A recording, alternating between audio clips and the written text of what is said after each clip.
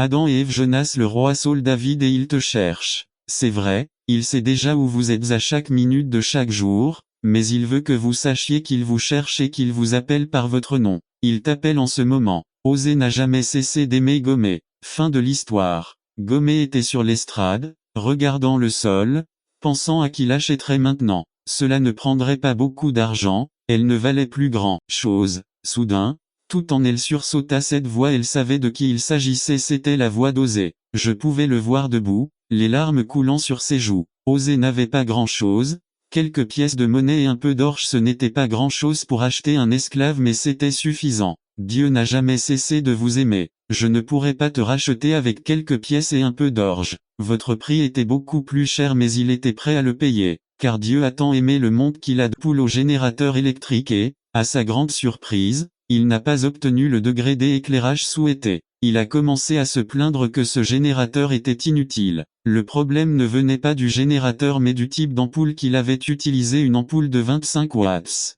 Que votre lumière brille devant les hommes, afin qu'ils voient vos bonnes œuvres et glorifient votre Père qui est aux cieux. Matthieu 5,16. C'est notre responsabilité et nous devons lui accorder l'importance de l'affaire. L'huile de la lampe posée sur le pied de lampe n'est pas forcément visible par les personnes présentes dans la pièce, mais le fait que la lampe éclaire montre qu'il y a de l'huile dans la lampe. Illustration. Il y a l'histoire d'un homme aveugle. Chaque soir, il rentrait chez lui à pied dans une rue très sombre, mais il portait toujours une lampe de poche allumée. Un ami lui a demandé un jour, « Que fais-tu avec une lampe de poche quand tu ne peux pas voir la lumière ?» L'homme a répondu, « Je le porte comme ça pour que les autres puissent le voir. » Les luminaires ou lampes anciennes étaient des récipients en argile ou en métal, souvent en forme de soucoupe. La mèche flottait dans l'huile et la partie allumée reposait sur le bord de la plaque ou sortait par un trou spécial. N'attendez pas qu'il soit trop tard. Devenez membre de la chaîne Today et bénéficiez de réconfort et de soutien dans les moments difficiles. Cliquez sur le lien dans la description de la vidéo.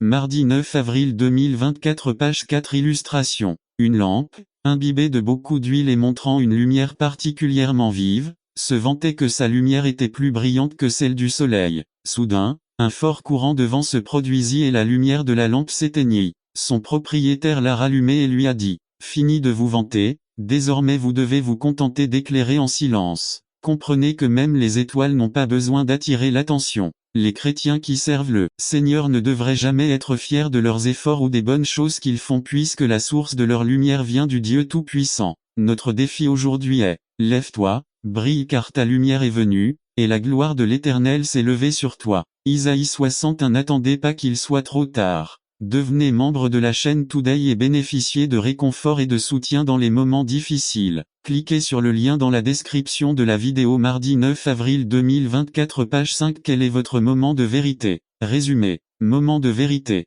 Ce sont des circonstances ou des événements par lesquels nos vies seront rappelées ou définies. Pour certaines personnes, c'est la façon dont ils ont géré une crise, une réalisation ou un événement particulier de leur vie. Comment voulez-vous qu'on se souvienne de vous? Par César Del Villar. Quel est votre moment de vérité? Moment de vérité. Ce sont des circonstances ou des événements par lesquels nos vies seront rappelées ou définies. Pour certaines personnes, c'est la façon dont elles ont géré une crise, une réussite ou un événement particulier de leur vie. Neil Armstrong marchait sur la Lune. Richard Nixon sa démission. Mike Tyson la morsure d'Evander Holyfield. La Bible fait également référence à quelques moments de vérité dans la vie de certains chrétiens. Adam et Ève leur péché dans le jardin d'Éden. Abraham sa volonté de sacrifier son propre fils. Moïse l'Exode. Judas son acte de trahison. Pierre son page 3. Le mouton résumé. Une description des différentes sortes de moutons trouvés dans les églises. Donner une description des attributs de la bonne brebis. Par Nestor Mangivard. Les brebis. Jean 10 1 à 5.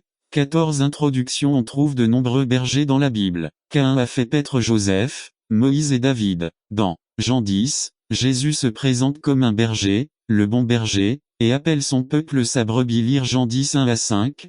14. Ce matin, nous examinerons 4 types de brebis, leurs caractéristiques et la signification que cela a pour nous. L'Église aujourd'hui. Les 4 sortes de brebis. À solitaire. Celui-ci aime être éloigné des autres moutons. Il pense que les autres sont soit trop sérieux, soit trop immatures pour être avec eux. Beaucoup d'entre eux ne s'approchent pas non plus parce qu'ils ne veulent pas qu'on leur enlève leur laine. Malheureusement, cette même laine recouvre souvent leurs yeux et ne les aide pas. Cela permet de voir les loups qui viennent les dévorer. Et même s'ils voyaient le danger, il leur est difficile de s'échapper à cause de la laine qui les encrebait le vaga. Elle n'est jamais heureuse où qu'elle soit. Même si elle est bien nourrie, elle cherche toujours quelque chose de plus. Ce type de mouton est dangereux car il amène les autres moutons à s'éloigner également de l'endroit où il devrait être. C'est le rebelle. Ce type de mouton est insensé et ne veut pas être berger. Ils vont à l'opposé de l'endroit où le berger les emmène ou de l'endroit où vont les autres brebis. Ces brebis n'ont aucun amour de la part du berger ou des autres brebis dès le bon mouton. Le bon a les caractéristiques suivantes: y reconnaître la voix du berger, 2. Suivre le berger, yi. Manger ce que le berger leur donne à manger, Yves. Tenez compte des avertissements de l'arrêt pastor, c'est porter du fruit, vie. Permettez au berger de leur prendre de la laine, vie. Il reste avec son troupeau. N'attendez pas qu'il soit trop tard. Devenez membre de la chaîne Today et bénéficiez de réconfort et de soutien dans les moments difficiles. Cliquez sur le lien dans la description de la vidéo. Mardi 9 avril 2024, page 1, résumé de notre héritage. Examinez ce que nous pouvons léguer à nos enfants et aux générations futures. Un héritage qui aura de la valeur. Par Nestor Mangivard. Notre héritage, psaume 112, 1 à 10. Dans chaque État et dans de nombreuses régions du pays, il existe des villes, des parcs et des bâtiments qui portent le nom d'une personne. Certains ont travaillé dur pour laisser un héritage qui perdurera après eux. La Bible nous parle également des conséquences à long terme de nos vies et parle également de laisser un héritage. Lisons le psaume 112. Ce psaume nous dit que les bonnes œuvres des justes demeureront et seront rappelées. Ce psaume parle aussi aux méchants, disant que leurs œuvres dépériront et périront. Vous êtes-vous arrêté un instant pour réfléchir à ce que vous laisserez lorsque vous quitterez ce monde? Quel sera votre héritage? Considérons les points suivants que nous pouvons voir dans cette écriture. 1. Nous pouvons voir que l'idée du muet de ce qu'est un bon héritage est un rêve insensé. Les gens dans le monde pensent qu'en acquérant richesse et pouvoir, cela les aide à créer un héritage qui leur rappellera leurs souvenirs. C'est une façon pour eux d'étendre leur influence. L'histoire nous montre que cela ne fonctionne pas. Salomon, avec toute sa splendeur et ses richesses, et même lorsqu'il sera vieux, il ne s'en éloignera pas. 3. Affronter le plat avec amour. Jacques 2, 13. Car un jugement sans miséricorde sera rendu à celui qui ne fait preuve d'aucune miséricorde, et la miséricorde triomphe du jugement. 4. Discipliner équitablement. Romains 14, 10. Mais toi, pourquoi juges-tu ton frère? Ou toi aussi, pourquoi méprises-tu ton frère? Car nous comparaîtrons tout devant le tribunal du Christ. 5. Restaurer la personne. 2 Thessaloniciens 3, 14. Si quelqu'un n'obéit pas à ce que nous disons dans cette lettre, montrez-le et ne vous associez pas à lui, afin qu'il ait honte. 15. Mais ne le considérez pas comme un ennemi, mais avertissez-le comme un frère. Conclusion. De nombreux parents pensent qu'il est plus facile d'ignorer ou de féliciter les mauvaises habitudes de leurs enfants plutôt que de se soucier de les discipliner, mais les conséquences viendront inévitablement. N'attendez pas qu'il soit trop tard. Devenez membre de la chaîne Today et bénéficiez de réconfort et de soutien dans les moments difficiles. Cliquez sur le lien dans la description de la vidéo. Mardi 9 avril 2024, page 3. Honoré, nous recevons l'honneur. Résumé. L'honneur est un cadeau que nous faisons aux autres, il ne doit jamais être influencé par les actions des autres, ni lié à nos émotions. Barnabas fut envoyé à Antioche et fut une grande bénédiction pour les frères de cette ville.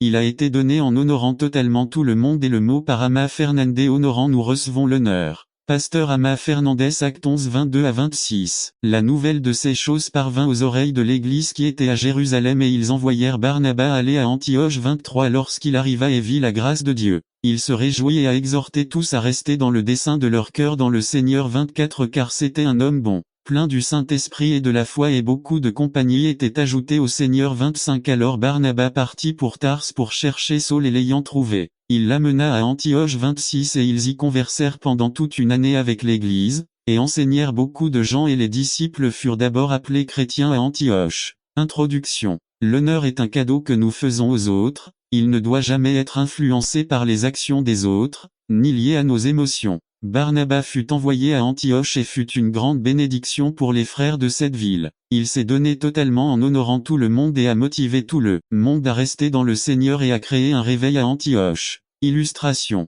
Quand tu m'as loué et que je ne te crois pas, quand tu me critiques, je te détesterai, quand tu m'ignores, je ne te pardonnerai pas, honore-moi et je ne t'oublierai pas. Qu'est-ce qu'honorer ou faire honneur à quelqu'un? Souvent, nous pensons qu'honorer quelqu'un en lui remettant un diplôme ou une plaque, mais honorer notre prochain devrait être une attitude de notre cœur. Une fois, J'ai visité un camp d'été et les enfants étaient super heureux, même les nouveaux arrivants ne manquaient pas de leur maison et j'ai réalisé que tout le monde était honoré pour ses efforts. Ils applaudissaient la première place de la course et même la dernière pour l'avoir terminée.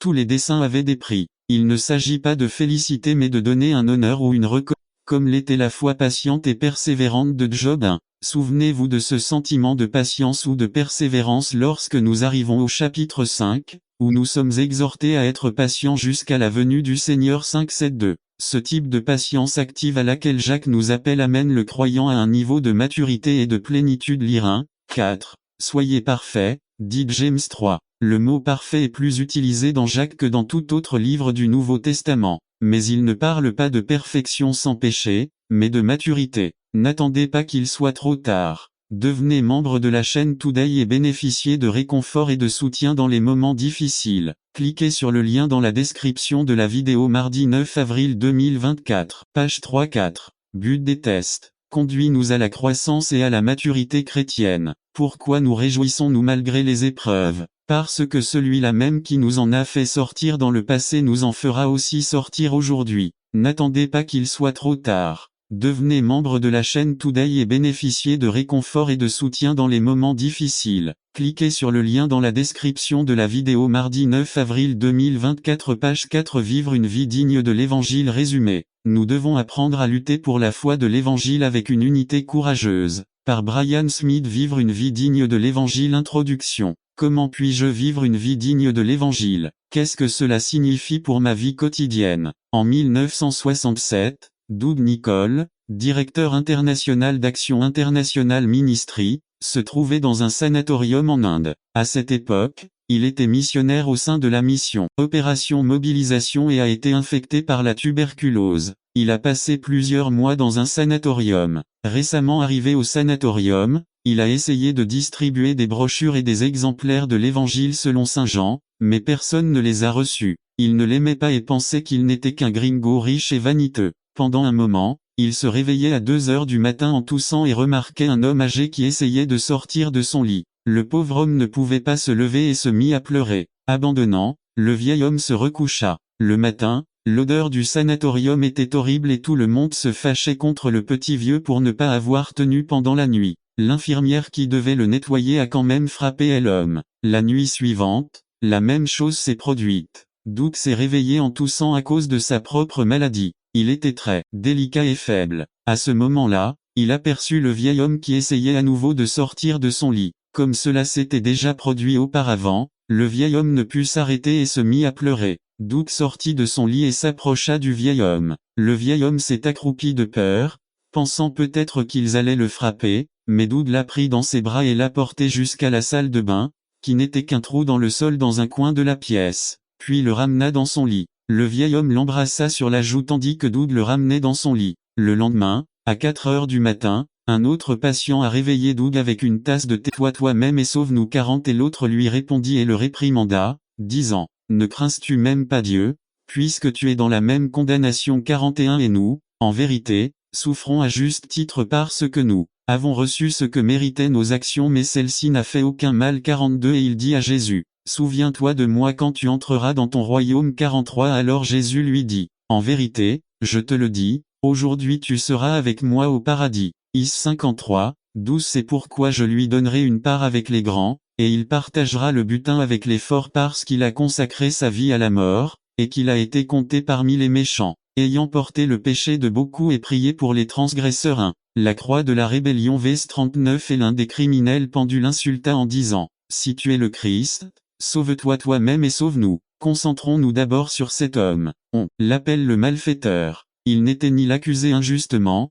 ni l'innocent, mais il était le malfaiteur. La Bible ne nous donne ni son prénom ni son nom. Cela nous dit seulement qu'il était l'un des malfaiteurs, c'est-à-dire coupable. Il ne nous donne pas sa taille, la couleur de ses yeux ou de ses cheveux. Vous voyez ce que j'essaie de dire. Je pense qu'il y a une raison pour laquelle la Bible ne nous donne pas de description. C'est parce que ça peut être n'importe quel humain. Psaume 51, 5. Voici, j'ai été formé dans l'iniquité, et dans le péché ma mère m'a conçu. Cet homme avait un très sérieux problème. Il a été condamné à mort. Imaginez la peur qu'il a ressentie la nuit précédente, de savoir que j'allais mourir le matin. et ne pas mourir d'aucune façon, mais suspendu à une croix. L'une des tortures les plus inhumaines, les plus douloureuses et les plus honteuses au monde. Il avait sûrement réfléchi à toutes les manières d'éviter sa damnation, mais il nous semble qu'il a perdu espoir parce qu'il a dit. Il l'a injurié en disant, « Si tu es le Christ, sauve-toi toi-même et sauve-nous ». Il ne l'a pas dit en croyant qu'il était possible que Jésus puisse les sauver, mais il le dit plutôt pour l'insulter. Y a-t-il quelqu'un qui écoute ma voix et qui a perdu espoir? Y a-t-il quelqu'un qui se soit résigné à sa condition, à son châtiment, à sa condamnation? Vous êtes comme le premier malfaiteur. Il se peut que vous réalisiez maintenant votre damnation. Vous ne savez pas où vous iriez si vous mouriez aujourd'hui. Beaucoup disent sonder votre cœur pour trouver Dieu. C'est un mensonge. N'attendez pas qu'il soit trop tard. Devenez membre de la chaîne Today et bénéficiez de réconfort et de soutien dans les moments difficiles. Cliquez sur le lien dans la description de la vidéo. Mardi 9 avril 2024 page 1 JR 17, 9 Le cœur est trompeur par-dessus tout, et désespérément méchant qui le connaîtra. Je vous le dis, sondez la parole de Dieu pour trouver Dieu. C'est comme Jérémie l'a dit dans 29:13. Et vous me chercherez et vous me trouverez, parce que vous me chercherez de tout votre cœur. Le cœur n'est pas l'endroit où vous trouverez Dieu, mais l'instrument que vous utilisez pour le chercher. Si vous êtes en rébellion, si vous ne savez pas où vous irez quand vous mourrez, regardez avec moi la deuxième croix de la croix de la rédemption vs 40 à 40 description de la vidéo mardi 9 avril 2024 page 2 souffre à plusieurs reprises depuis le début du monde mais maintenant, à la fin des âges, il est apparu une fois pour toutes par le sacrifice de lui, même pour ôter le péché. 27 Et comme il est réservé aux hommes de mourir une seule fois, après quoi vient le jugement. 28 Ainsi Christ a été offert une seule fois pour porter les péchés de plusieurs et il apparaîtra une seconde fois, sans rapport avec le péché, pour sauver ceux qui l'attendent. Héb 9, 24 à 28 Un grand souverain sacrificateur. Le sacerdoce dans le Nouveau Testament. Pour comprendre la théologie du sacerdoce du Nouveau Testament, il est nécessaire de comprendre d'abord la relation du prêtre hébreu avec l'Alliance. En tant que peuple de Dieu, Israël était idéalement un royaume de prêtres ex 19:5, 6. Pour respecter l'Alliance, la préservation de la sainteté était essentielle. Le prêtre veillait au caractère sacré de la nation. Il représentait par procuration la nation devant Dieu, puisqu'elle elle-même était incapable d'être sainte. Les Lévites, par exemple, étaient acceptés comme substituts du premier-né appartenant à Jéhovah. Nombre 3 12, 13. Les fils d'Aaron représentaient la nation devant l'autel et le grand prêtre portait les noms des 12 tribus lorsqu'il entrait dans le sanctuaire pour faire l'expiation dans le Saint des Saints ex 28-29 2. Gardons donc notre profession, notre vocation, notre foi 3. Parce que ce prêtre peut nous comprendre, il a lui-même souffert, je porte tout ce qui est à nous, mais sans péché. 4. C'est alors avec cette confiance que nous pouvons l'approcher. Eh bien, il nous comprend. 5. Tournez-vous vers lui pour obtenir miséricorde et trouver grâce pour une aide opportune. C'est Jésus est un médiateur. Héb 9, 24 à 28 Jésus ne s'est offert qu'une seule fois. Ainsi, nous ne le recevons qu'une seule fois. 2. Aucune autre personne dans l'histoire de l'humanité ne s'est offerte pour sauver. 3. Il n'y a pas d'autre médiateur entre Dieu et les hommes. Seulement Jésus. Combien de fois Jésus a-t-il été offert? Pour supprimer quoi? Pour sauver qui? Conclusion. L'ascension de Jésus a été un événement très significatif pour les disciples. C'est pour toi. Je sais que Dieu a touché votre vie d'une manière ou d'une autre à travers ce message. Voudriez-vous que nous prions ensemble? N'attendez pas qu'il soit trop tard. Devenez membre de la chaîne Today et bénéficiez de réconfort et de soutien dans les moments difficiles. Cliquez sur le lien dans la description de la vidéo. Mardi 9 avril 2024 page 3 L'agneau de Dieu résumé. Un message puissant qui nous rappelle la profondeur du titre Agneau de Dieu. Après ce message votre congrégation ne pourrait plus être la même. Par Georges Alvarez L'agneau de Dieu JN 1, 29, ex. 12 Introduction 18 avril 2003 Service du Vendredi Saint à Ebenezer, Union City, Californie. Le peuple hébreu, Israël se préparait à quitter l'Égypte. Pharaon s'opposait de plus en plus à la volonté de Dieu et des fléaux s'abattirent donc sur toute l'Égypte. Il manquait encore de serrures qui n'existent plus, des appareils électroniques irréparables, des téléviseurs qui ne donnent que 2 couleurs. Les voitures doivent être entretenues, utilisez-les ou ne les utilisez pas. Vous devez entretenir les filtres, les injecteurs, la peinture, l'huile, les pneus, l'assurance fiscale. Les ordinateurs ont besoin d'être nettoyés et entretenus. Les maisons ont besoin d'être nettoyées et entretenues. Le nettoyage et l'entretien sont un problème universel. Chaque système ou chose, que ce soit vos dents, vos artères, votre bateau, votre voiture, votre maison, votre ordinateur a éventuellement besoin de ce processus. Ce n'est pas une opération très agréable, surtout si cela n'est pas fait régulièrement. Si nous décidons le faire après beaucoup de temps, il y aura plus d'accumulation. Il y aura des odeurs irrésistibles. Il faudra investir plus de temps, plus d'argent, plus d'efforts. La même opération ou principe de nettoyage et de maintenance s'applique au système non physique. Comme dans la relation conjugale, si l'on laisse s'y accumuler des conflits non résolus, des offenses qui ne sont ni pardonnées ni oubliées, cela empêchera la relation de fonctionner,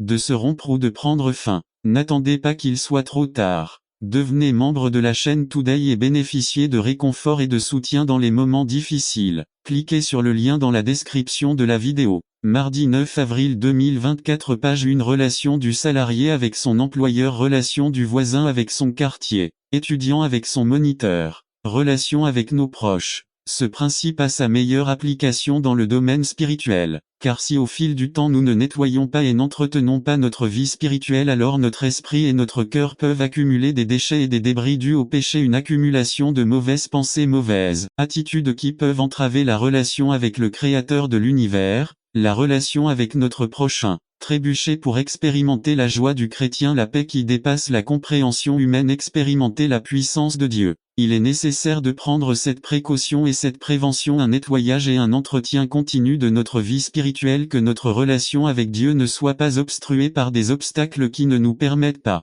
d'expérimenter la vie abondante que Jésus offre à tous ceux qui croient en lui. La première chose que nous devons accepter, c'est que la propreté ne devient pas sale du jour au lendemain, c'est un processus graduel. Le péché s'infiltre lentement dans une vie, personne n'est à l'abri de ce processus, c'est pourquoi les Écritures sont larges et ils mettent en garde de nombreuses fois contre cela, de faire attention, de garder nos cœurs purs. Prof 4 à 23, Matthieu 12 34, Psaume 141 3 à 4, 1 Corinthiens 10-12, Éphésiens 5 15. Des passages comme ceux-ci et bien d'autres nous disent que nous devons nous occuper, revoir, entretenir et nettoyer notre vie spirituelle. Il faut considérer la cohérence, l'obéissance, la dévotion au Christ. Si nous ne le faisons pas, alors le monde et son péché feront leur travail en nous façonnant et en nous conformant au style de vie qu'il offre. Nous finirons par parler des choses du monde, agir pour le monde. Les habitudes et attitudes non divines trouveront leur place dans 2024, page 3. Un appel divin résumé. Aujourd'hui, la famille souffre de l'absence du père. Le père a beau être présent physiquement, moralement et économiquement, son absence spirituelle laisse des traces indélébiles dans la vie des enfants. Par Adrian Oliva, un appel divin. Psaume 78, 1 à 8. Introduction. La formation laïque des enfants a toujours été une préoccupation constante des parents responsables. Nombreux sont ceux qui choisissent aujourd'hui avec soin l'école maternelle où ils commenceront leur longue carrière de formation pour la vie, cherchant à l'intégrer à une institution dans laquelle la qualité éducative des cycles supérieurs est celle qui attire ceux d'entre nous qui se trouvent au milieu de la vie, peuvent généraliser en disant que nos grands-parents, dont la plupart étaient des immigrants, n'avaient pratiquement aucune éducation laïque. Nos deux parents ou l'un de nos parents, au prix d'un travail acharné et de sacrifices, ont terminé l'école primaire. La plupart d'entre nous ont pu terminer leurs études secondaires et certains, au prix de grands sacrifices, ont terminé leurs études universitaires. Mais aujourd'hui, nos enfants ont un diplôme universitaire comme quelque chose de normal, et les diplômes de 3e cycle,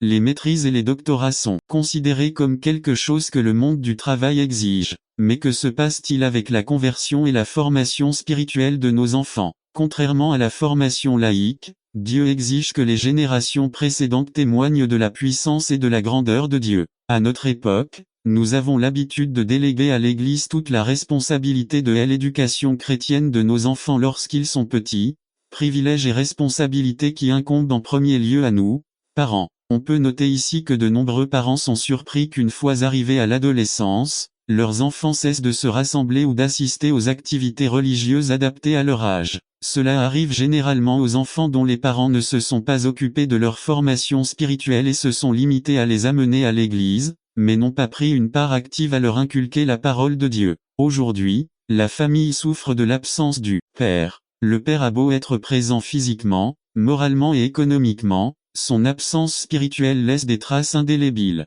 dans la vie des enfants. Il y a quelque temps, l'émission télévisée 60 minutes comportait un segment très intéressant. Les gardes forestiers sud-africains d'une réserve étaient très inquiets car 39 rhinocéros blancs avaient été tués. Il s'est avéré que les rhinocéros n'étaient pas tués par des braconniers mais par des jeunes délinquants. Voyez-vous, l'histoire a commencé il y a 10 ans, lorsque le refuge ne pouvait plus accueillir la population croissante d'éléphants. Il fut décidé de contrôler les troupeaux en se débarrassant des mâles dominants dont la progéniture était suffisamment mature pour survivre sans eux. En conséquence, de nombreux jeunes éléphants ont grandi sans père et sans la présence d'un chef mâle. Au fil du temps, les chercheurs ont observé que beaucoup de ces jeunes éléphants commençaient à s'allier, à former leur groupe et à faire des choses qui ne sont pas communes aux éléphants. Tiraban n'attendez pas qu'il soit trop tard. Devenez membre de la chaîne Today et bénéficiez de réconfort et de soutien dans les hors de la terre et je te donnerai à manger l'héritage de ton père Jacob 3.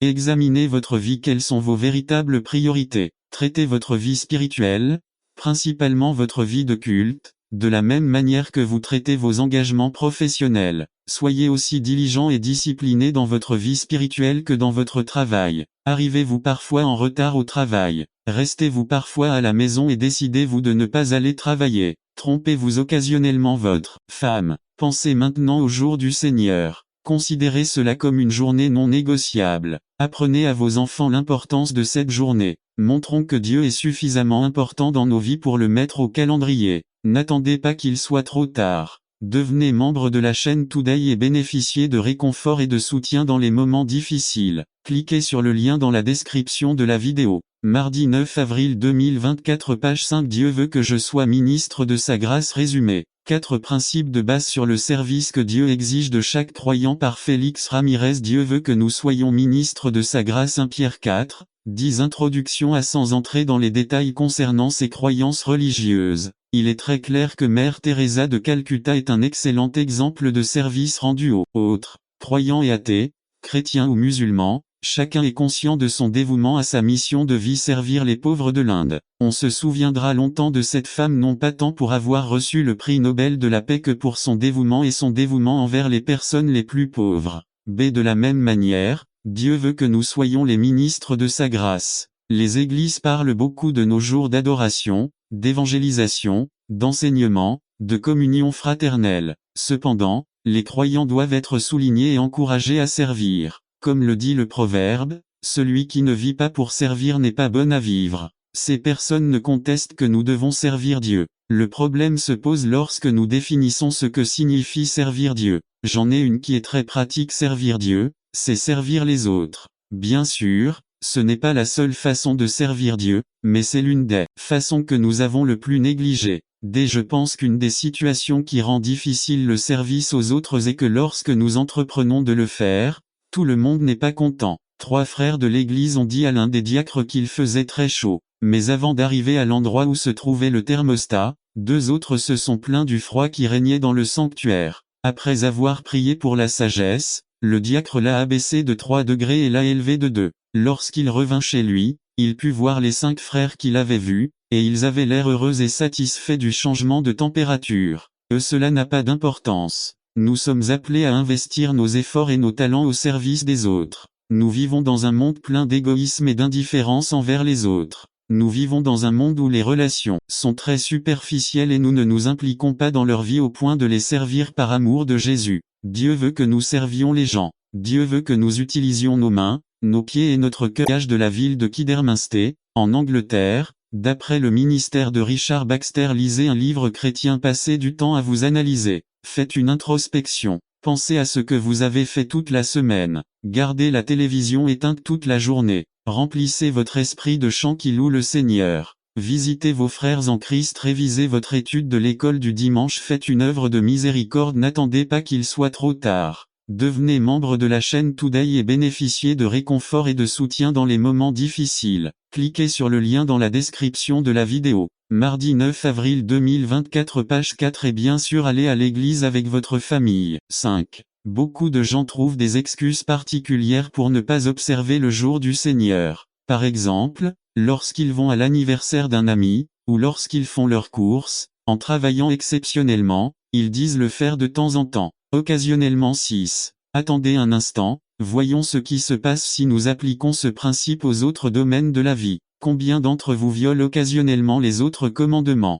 Tu assassines de temps en temps. Volez-vous de temps en temps? Commettez-vous occasionnellement un adultère? De nombreux croyants souffrent du syndrome du bœuf dans le puits. Jésus a enseigné que si votre bœuf tombe dans le puits le jour du sabbat, vous ne péchez pas si vous le sortez ce jour-là. De nombreux croyants s'installent ici pour faire beaucoup de choses le jour du Seigneur et arrêtent de se rassembler. Billy Graham a dit que ce n'était pas grave si votre bœuf tombait dans le puits le jour du sabbat et que vous l'en retiriez. Mais si animal continue de tomber chaque jour de repos, vous devez faire l'une des deux choses suivantes: vous débarrasser du bœuf ou couvrir le puits. Nous devrions le tenir en haute estime. Si vous l'appelez délicieux, saint, glorieux, nos enfants doivent savoir que le jour du Seigneur est un jour pour profiter de la présence de Dieu dans nos vies. Ce n'est pas un jour assorti du fardeau de devoir aller à l'église, mais plutôt un jour attendu. Ce ne devrait pas être un jour de fardeau, de réticence, mais de joie, de célébration. Cela ne doit pas être considéré comme un jour où vous ne pouvez pas faire certaines choses interdites,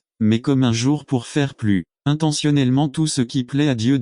Il a été rappelé aux Israélites que le sabbat avait été donné pour rappeler leur libération de leur esclavage en Égypte. Souviens-toi que tu as été serviteur au pays d'Égypte et que l'Éternel, ton Dieu, t'en a fait sortir à main forte et à bras étendus. C'est pourquoi l'Éternel, ton Dieu, t'a ordonné d'observer le sabbat. 2:5-15 Le jour du Seigneur est donc une excellente occasion pour célébrer avec joie le salut que nous avons obtenu en Christ. C'est l'occasion de célébrer ensemble que le Christ règne et consomme à nouveau son royaume. Conclusion 1. Le jour du Seigneur nous a été donné comme une bénédiction pour le peuple de Dieu. Dieu promet de bénir particulièrement ceux qui observent sa journée. Isaïe 58:14 Alors vous vous réjouirez du Seigneur. Je te ferai grimper sur les hauteurs de la terre et je te donnerai à manger l'héritage de ton père Jacob. 3. Examinez la foi qui justifie, et c'est ce qui motive la sanctification. Vie d'obéissance. 3. Le thème de Jacques: il ne peut y avoir de vraie foi sans que les œuvres soient manifestées. Dit. La vie justifiée. La foi se manifeste dans la vie sanctifiée. Les œuvres. 4. La première la foi sans la seconde les œuvres est une grâce bon marché. La seconde les œuvres sans la première la foi est le légalisme. 5. Il existe une relation symbiotique, l'une ne peut exister sans l'autre. La déclaration de justice, justification par la foi, et l'infusion de l'Esprit de Dieu, sanctification. C'est ce qui produit le salut. Chez Jacques, cela fonctionne comme ceci. Justification, don de Dieu, salut, sanctification, capacité d'obéir. Dès la foi authentique n'existe pas sans l'expression extérieure d'une vie transformée, régénération et d'une vie à l'imitation du Christ. Bonnes œuvres. N'attendez pas qu'il soit trop tard. Devenez membre de la chaîne Today et bénéficiez de réconfort et de soutien dans les moments difficiles. Cliquez sur le lien dans la description de la vidéo. Mardi 9 avril 2024, page 3.1. C'est une erreur, un mensonge de concevoir une relation amoureuse avec quelqu'un sans expressions extérieures d'affection, de dévouement, de compassion, de gentillesse, d'égalité, etc. 2. S'il n'y a pas de telles expressions de dévotion chez la personne qui prétend avoir la foi, Jacques demande en 2:14, cette foi peut-elle la sauver? 3. Jacques ne discute pas de savoir si la foi sauve ou non. Il dit simplement que verbaliser le concept de foi sans la manifestation correspondante de bonnes œuvres montre qu'il n'y a vraiment pas de foi. 4. Celui qui déclare avoir la foi, mais en qui aucune œuvre d'amour n'est manifestée, recevra pour lui un jugement sans miséricorde pour celui qui n'est pas miséricordieux. 2:13-5. Le gars dit à sa femme qu'il l'aime, mais la pauvre femme doit coudre pour que quelqu'un d'autre survive. 6. D'un autre côté, il fournit tout pour la maison, mais un jour elle dit: Vieille, tu ne me dis jamais que tu m'aimes, répond-il, mais femme, je te l'ai dit le jour de notre mariage il y a 30 ans. Le jour où j'arrêterai de t'aimer, je te le dirai. 7. Parole et action. Amour et démonstration de celui-ci. C'est l'appel de Jacques, une pratique de la foi, une foi qui agit par amour. 8. Le Nouveau Testament n'est pas explicite quant à l'ordre dans lequel on expérimente le salut. Ce que le Nouveau Testament souligne, c'est que le salut est inclusif, qu'il englobe l'être tout entier et pas seulement l'acceptation mentale. Cela se démontre dans la croyance et la pratique. Telle est l'expérience de tous ceux qui déclarent avoir accepté le Christ Jésus, faire comme lui, vivre pour servir. 9. Que ceci soit votre expérience avec Christ. Acceptez-le par la foi et laissez cette foi se manifester en imitant le Christ dans des œuvres de compassion, de non-discrimination, de service, etc. Parce que tu l'as fait à l'un de mes petits frères, tu me l'as fait. N'attendez pas qu'il soit trop tard. Devenez membre de la chaîne Today et bénéficiez de réconfort et de soutien dans les moments difficiles. Cliquez sur le lien dans la description de la vidéo. Mardi 9 avril 2024 12 à 19. Souffrance pour l'amour de Christ. Nous devons vivre une vie 100% dédiée au Christ et à ses desseins. L'exemple de Paul v 19 à 30 a le parcours de Paul 1. Nous en savons beaucoup sur l'apôtre Paul et sa vie consacrée à Christ. Le livre des Actes 2. Un grand missionnaire que Dieu a grandement utilisé dans la fondation de l'Église à travers le monde. Leçon de la vie de Paul 1. Il était sincèrement intéressé par le bien-être des autres. Il a toujours porté un grand intérêt à ses enfants spirituels dans toutes les églises. Le langage de Phil 3 à 11. N'attendez pas qu'il soit trop tard. Devenez membre de la chaîne Today et bénéficiez de réconfort et de soutien dans les moments difficiles. Cliquez sur le lien dans la description de la vidéo. Mardi 9 avril 2024 page 3b. Il a donné de son temps et de sa vie pour former Timothée comme père. V22c. Il renvoya Épaphrodite à Philippe, même s'il aurait peut-être pu utiliser son aide encore à Rome. Il l'a envoyé au profit des frères. V25 à 28 Il s'intéressait sincèrement à ce qui appartient à Jésus-Christ. Parce que pour moi, vivre, c'est Christ. Phil 21b. 2 Corinthiens 11 23 à 28. Les souffrances de Paul pour Christ. CI Corinthiens 11 Imitateur de Paul et de Christ. IV. Application à suis-je sincèrement intéressé par le bien-être des autres? À quoi cela ressemble-t-il dans ma vie quotidienne? Matt 25 31 à 40b. Suis-je sincèrement intéressé par les choses de Christ? À quoi cela ressemble-t-il dans ma vie quotidienne? Col 3 1 à 2c. Est-ce que je donne le bon exemple aux autres personnes qui nous regardent? Mes enfants, frères en Christ, famille, collègues de travail, etc. À la fin de notre vie, j'espère que nous pourrons dire avec Paul, parce que je suis prêt à me sacrifier, et que l'heure de mon départ est proche. J'ai mené le bon combat, j'ai terminé la course, j'ai gardé la foi. Enfin, la couronne de justice m'est réservée, que le Seigneur, le juste juge, me donnera en ce jour-là, et pas seulement à moi, mais aussi à tous ceux qui aiment sa venue. 2 Timothée 4 6 à 8. Nous devons vivre une vie 100% dédiée au Christ et à ses desseins. N'attendez pas qu'il soit trop tard. Devenez membre de la chaîne Today et bénéficiez de réconfort et de soutien dans les moments difficiles. Cliquez sur le lien dans la description de la vidéo. Mardi 9 avril 2024 page 4. Le danger des libertins résumé. Nous avons la liberté en Christ de vivre selon ses desseins. Par Brian Smith. New Beard Bible Church. Brian Smith 23 mars 2003. Le danger des libertins. Philippiens 3 17 à 21. Le danger des libertins. Introduction. Supposons qu'une personne soit dans les chaînes de l'esclavage. Il doit obéir à son maître et n'a aucun contrôle sur sa propre vie. Un jour très heureux, une personne vient payer le prix pour donner la liberté à cet esclave. C'est maintenant gratuit. Il n'est pas obligé d'obéir à son ancien maître, mais peut désormais prendre ses propres décisions. Ce qui est triste pour cet ancien esclave, c'est que même s'il a désormais sa liberté, il ne vit pas sa vie d'une manière digne de celui qui l'a libéré. Il prend des décisions qui ne plaisent pas à son libérateur s'il n'y prend pas garde. C'est pour cela que la Bible dit dans Éphésiens 4 27 ne donnez aucune chance au diable. La seule façon pour un enfant de Dieu d'être possédé par des démons est de priver le Saint-Esprit de sa vie. L'autorité de Jésus 22. Et ils étaient étonnés de sa doctrine, parce qu'il les enseignait comme quelqu'un qui a autorité, et non comme les scribes. Et le verset 27 continue en disant 27. Ils étaient tous étonnés, au point qu'ils discutaient entre eux, disant, qu'est-ce que cela? Quelle nouvelle doctrine est-ce, selon laquelle il commande avec autorité même aux esprits impurs, et qu'ils lui obéissent? Marc 1 22 et 27. Lorsque Jésus affronte des démons, ce n'est pas comme un combat de boxe, où il faut espérer que quelqu'un gagnera. Jésus a déjà gagné, il a vaincu et a tout pouvoir sur le diable et tous ses démons. La Bible dit 18 que Jésus vint vers eux et leur dit, Dieu m'a donné tout pouvoir dans le ciel et sur la terre. Matthieu 28 18 parce que Jésus a conquis et reçu toute autorité dans le ciel et sur la terre. Il nous donne accès et n'attendez pas qu'il soit trop tard. Devenez membre de la chaîne Today et bénéficiez de réconfort et de soutien dans les moments difficiles. Cliquez sur le lien dans la description de la vidéo.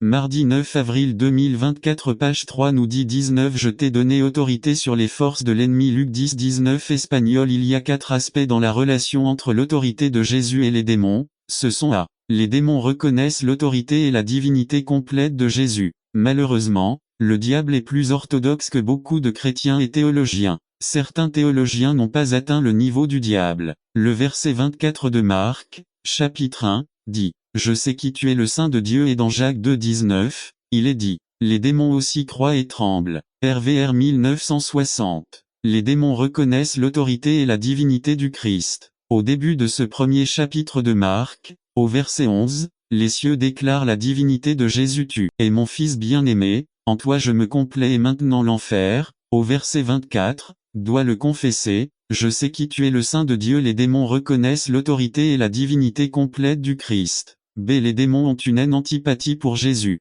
Quelqu'un qui est possédé par un démon ne veut rien savoir de Dieu. Le démon a dit 24a. Qu'as-tu avec nous, Jésus du Nazaréen? Les ténèbres ne peuvent résister au rayonnement de la victoire de Jésus. Beaucoup de ceux qui ne sont pas croyants détestent les choses de Dieu, ils ne réalisent pas que la raison pour laquelle ils ont tant de haine pour les choses de Dieu est parce qu'ils sont influencés par la puissance de Satan. Ils sont victimes des pièges et de la haine que le diable a contre le Christ. Le diable et ses démons ne peuvent résister à la présence victorieuse du Christ, et c'est pourquoi ils le haïssent.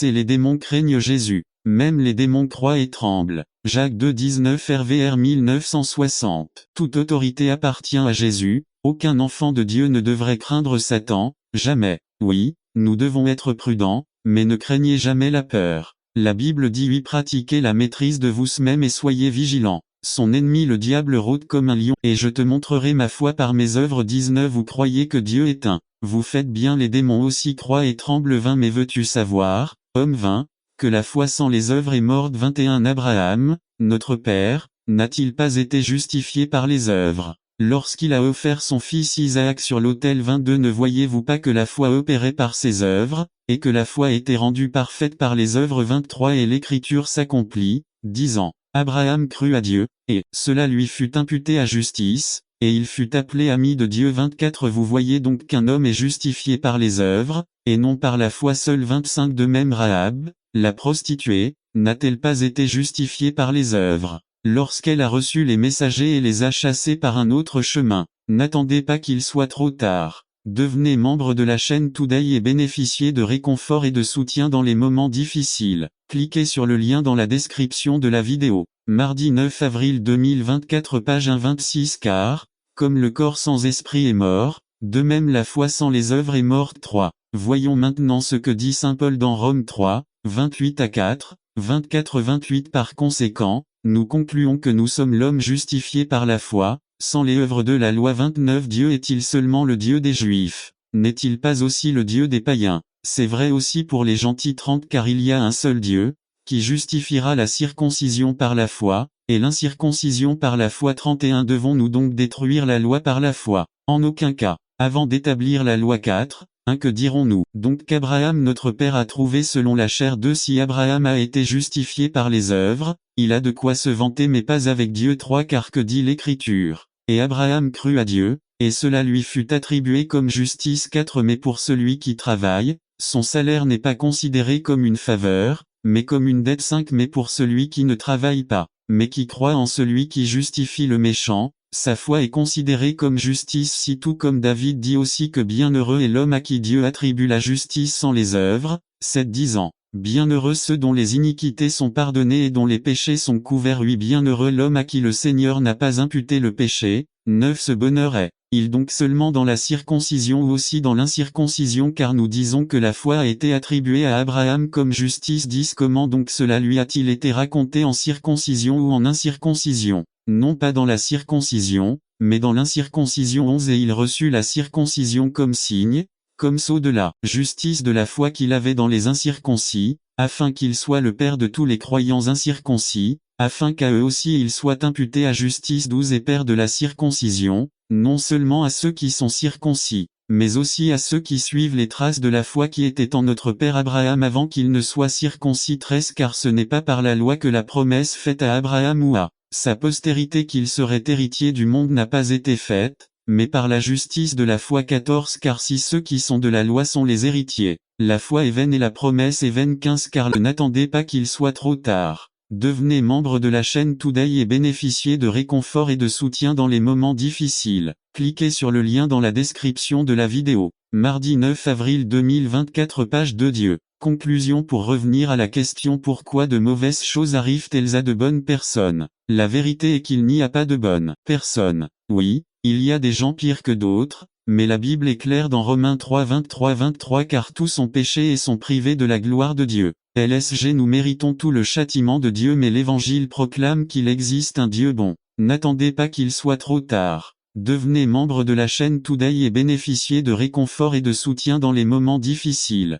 Cliquez sur le lien dans la description de la vidéo. Mardi 9 avril 2024, page 3, soumission aux autorités supérieures, partie 3, résumé. Une étude exhaustive sur la soumission. Un outil efficace pour les pasteurs et les dirigeants d'église. Par Rolando Delgado. Romains 13, 1 à 2, 13, 1. Que chacun se soumette à des autorités supérieures parce qu'il n'y a d'autorité que de Dieu, et celles qui viennent de Dieu ont été établies. 13, 2. Ainsi, quiconque s'oppose à l'autorité résiste à ce que Dieu a établi, et ceux qui résistent s'attirent la condamnation. Introduction. Nous concluons avec cette étude une série de 3 parties sur la soumission au leadership.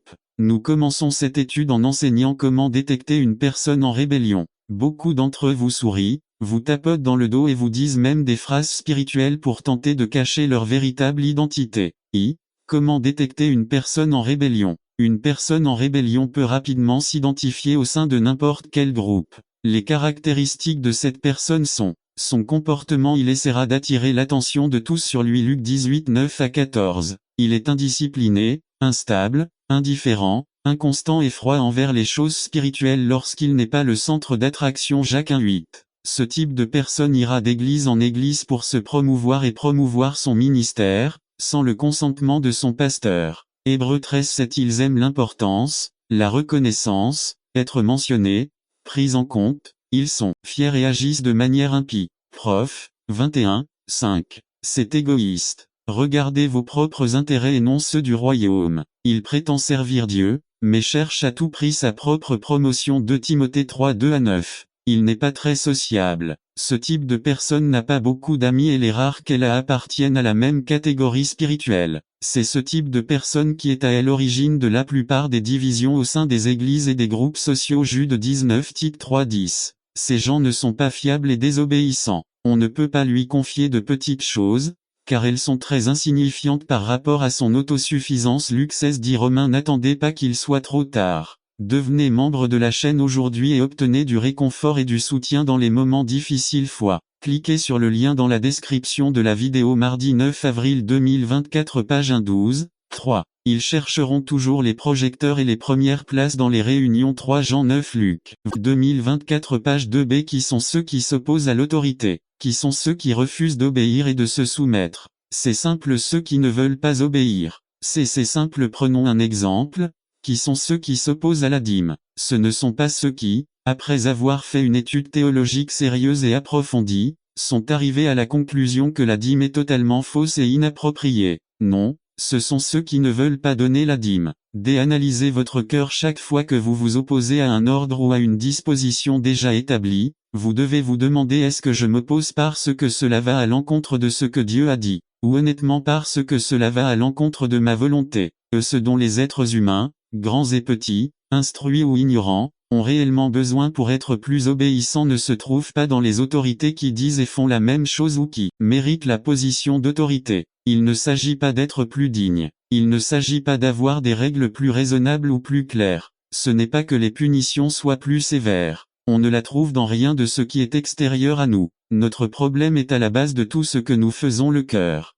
Lorsque David demanda au Seigneur d'effacer ses rébellions, il s'écria, disant: crée en moi, ô accent circonflexe Dieu, un cœur pur, et renouvelle en moi un esprit droit. Psaume 51, 10 IV. L'obéissance à l'autorité profite à tout. 3 à 6 3. Faites le bien, et vous en recevrez des louanges. 4 Parce qu'il est serviteur de Dieu pour votre bien. 5 Il faut donc lui être soumis, non seulement à cause du châtiment, mais aussi à cause de la conscience. 6 Car c'est aussi pour cela que vous payez des impôts, parce que ce sont des serviteurs de Dieu qui s'occupent continuellement de cela même. Le simple commandement d'obéir à Dieu devrait suffire à nous garder de toutes sortes de rébellions ou de manque de soumission à toute autorité. Dieu n'a pas à nous donner d'explications sur ce qu'il nous commande.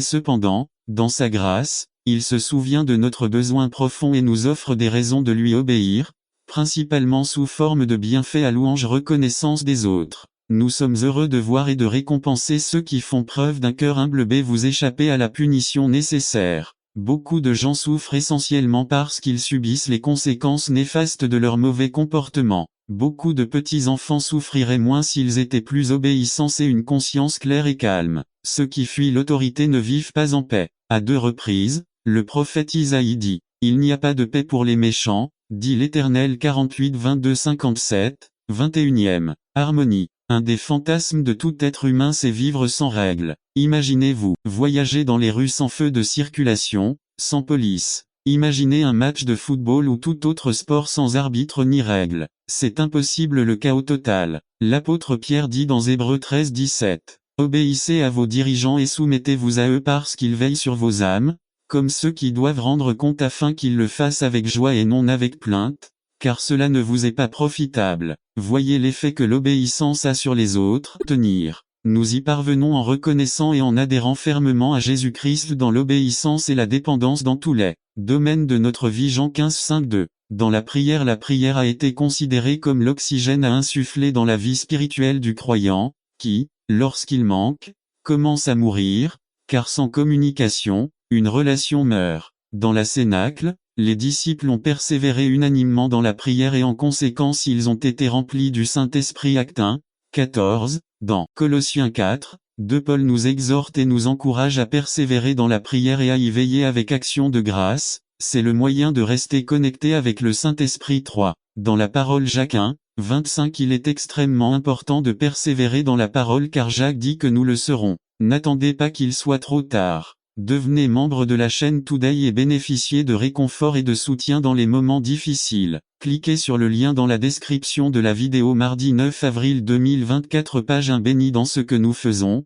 cela nous rappelle la même chose que Moïse a dit à Josué. Josué 1, 8. L'une des raisons pour lesquelles un chrétien ne prospère pas est parce qu'il ne prend pas en compte la parole dans aucune de ses décisions et ne persévère pas à lui obéir dans tout ce qu'elle nous commande. Notre croissance et notre maturité en dépendent là-dessus. Il est tellement nécessaire de marcher sur le chemin de la perfection. Paul dit à Timothée de persister dans ce qu'il a appris. 2 Timothée 3,14. Et dans les Actes, nous voyons que l'Église a persévéré dans la doctrine, c'est-à-dire dans l'enseignement qu'elle avait reçu des apôtres. 4. En communion avec les frères. Actes 2, 42. Il est d'une importance vitale de persévérer dans la communion avec nos frères puisque Dieu ne nous a pas fait pour vivre seuls mais pour vivre en communauté. Parce que nous avons tout besoin les uns des autres dans tous les moments que passe notre vie, qu'il s'agisse de joie, de tristesse, de découragement ou de maladie, la Bible dit que tout ce que nous semons est ce que nous récoltons. À tout moment, semons une graine d'amour chaque cœur que nous avons.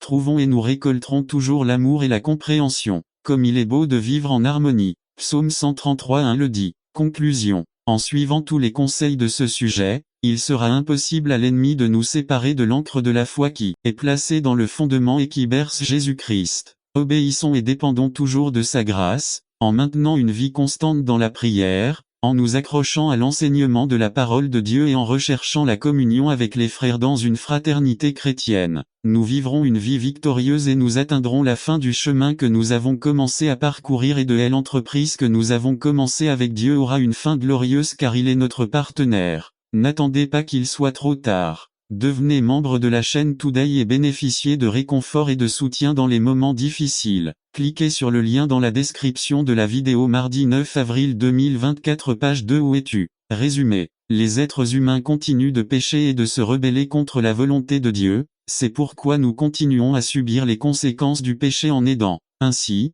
tout comme Adam et Ève étaient accablés de honte et de peur, l'Épître contient des messages chrétiens. Lorsque vous venez au temple, êtes-vous prêt à écouter un message pour vous? Êtes-vous disposé à entendre Dieu parler d'un ou plusieurs domaines de votre vie où vous avez besoin de sa direction? C'est que faites-vous du message ou de l'enseignement reçu? Que faites-vous pour la garder dans votre cœur? Prenez-vous des notes de ce que vous lisez ou entendez? À quelle fréquence apportez-vous intentionnellement la parole de Dieu à votre cœur? B. Avec un profond sentiment d'espoir et explication à le cynisme des gens face à la possibilité d'un changement. Il y a des gens qui font des efforts pour changer leur comportement, mais il semble que tout ce qu'ils ont essayé est inutile et ils ont sombré dans la défaite et, pire encore, dans l'attitude de ne pas pouvoir mener une vie victorieuse. Cependant, le croyant n'a pas à sombrer dans l'océan du désespoir. Car l'évangile est la réponse de Dieu à notre condition déchue. L'espoir se trouve dans l'évangile, le pouvoir de transformer des vies. L'évangile n'est pas seulement une nouvelle façon de comprendre la Bible, une autre façon d'aller au paradis, mais c'est la puissance de Dieu. Romains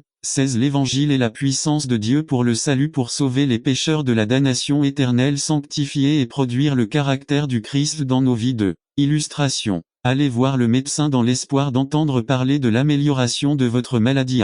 C'est comme si on effectuait une analyse après une période de traitement. Allons voir le médecin avec le n'attendez pas qu'il soit trop tard. Devenez membre de la chaîne Today et bénéficiez de réconfort et de soutien dans les moments difficiles. Cliquez sur le lien dans la description de la vidéo. Mardi 9 avril 2024, page 2. J'espère que nous avons guéri. Je travaille à perdre des kilos, et demain je vais me peser pour voir mes progrès sur le régime. Cela m'encourage à aller voir les kilos que j'ai perdus. Je vais lire l'échelle dans l'espoir de savoir jusqu'où j'ai progressé. Application. De la même manière, Dieu veut que nous nous rapprochions de l'écoute de sa voix avec l'espoir d'être transformés par elle. Dans le livre d'Isaïe, le Seigneur lui-même nous rappelle que sa parole ne lui reviendra pas vide, sans avoir accompli ce qu'il désire et atteint le but pour lequel il l'a envoyé. Ésaïe 55:11b. Alors, comment cela devrait-il affecter votre attitude face au message de Dieu? Lorsque vous ouvrez la Bible ou écoutez un message ou un cours biblique, êtes-vous prêt à être transformé ou simplement à être informé?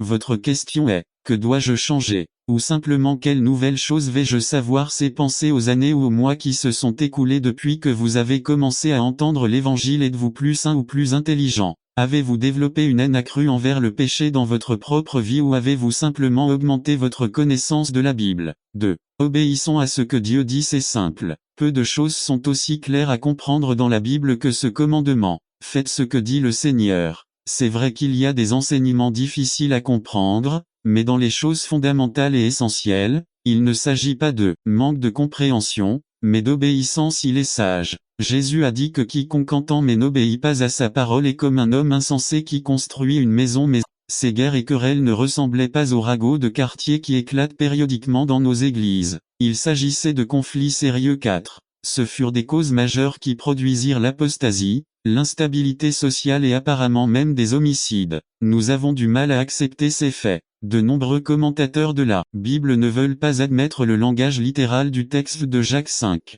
La fidélité à la parole de Dieu exige que nous soyons honnêtes envers le texte même dans ses éléments historiques, que nous acceptions la situation telle qu'elle est, au lieu de recréer quelque chose qui n'existait pas. De quoi parlait Santiago lorsqu'il utilise les noms guerre, peu le moi et procès mâché? Ces deux mots dans la langue originale étaient utilisés dans la littérature grecque pour décrire littéralement des conflits physiques entre nations, communautés ou individus. Le texte de Jacques 4:1-3 nous amène à reconnaître qu'il peut y avoir eu des cas dans lesquels le recours à la force ou à la violence physique était présent, et aurait même pu entraîner la mort de. Nous ne pouvons pas oublier que lorsque Jacques écrit, les conflits religieux se terminent souvent par des homicides. Les meurtres à motivation politique et religieuse étaient courants. Ils faisaient partie de la vie sociale et religieuse de l'époque. 3. Jacques 4:2 semble indiquer que ses frères franchissaient la ligne. La Bible américaine traduit 4:2 ainsi. Vous convoitez et vous n'avez pas, c'est pourquoi vous commettez un meurtre. Nous ne voulons cependant pas exagérer le fait que les frères de l'Église ou de la communauté de Santiago tuaient, littéralement, mais nous pensons plutôt qu'ils ont diffamé la réputation d'autres membres. Après tout, les conflits verbaux évoqués dans 3:3-6 étaient des situations troublantes dans la communauté. La langue a été utilisée comme instrument de destruction violente. Je pense que c'est là que réside le problème à Santiago et pas tant dans la violence physique. La langue a la capacité supérieure de tuer l'âme, de provoquer la colère, de faire abandonner Dieu et à l'Église. Un seul mauvais mot suffit. 3. À une époque où la revendication de mes droits, le désir d'établir mon autorité, la peur de perdre ma position ou ma position conduisent tant de personnes à l'agressivité ou à la violence verbale, les paroles de Santiago sont très profondes. 4. La racine, la cause de cette attitude proposée par Santiago nous parvient avec force et pertinence. Le fait est que si nous promouvons un esprit de confrontation dans la façon dont nous revendiquons nos droits ou affirmons notre autorité, cela favorisera des conflits à une plus grande échelle entre les nations et à une plus petite échelle dans l'Église, la maison, la communauté. 5. Les maisons, les églises et les communautés sont détruites par la manière dont les choses sont revendiquées. Relation. N'attendez pas qu'il soit trop tard. Devenez membre de la chaîne Today et bénéficiez de réconfort et de soutien dans les moments difficiles. Cliquez sur le lien dans la description de la vidéo mardi 9 avril 2024. Page 2 sont fissurées par la façon dont on affronte les autres. La source des conflits. Bien que Santiago soit préoccupé par les résultats que produisent les conflits dans la communauté, par l'agressivité manifestée dans la manière de se plaindre, Santiago est peut-être plus bénéficié de réconfort et de soutien dans les moments difficiles. Cliquez sur le lien dans la